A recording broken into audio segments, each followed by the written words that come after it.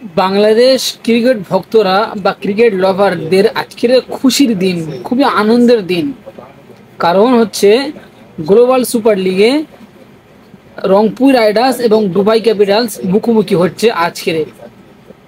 অন্যদিকে শ্রীলঙ্কা বনাম Bangladesh national cricket team মুখোমুখি হচ্ছে, শ্রীলঙ্কার মুখোমুখি।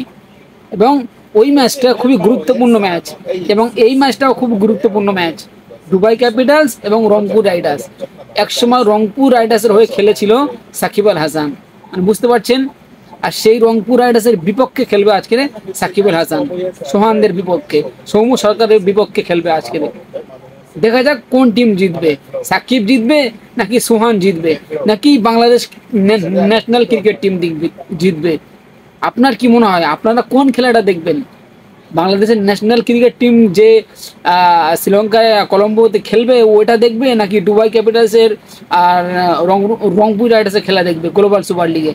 কোন কোন খেলাটা দেখবে বাংলাদেশের ভক্তরা আজকের ভেবে উঠতে পারবে না।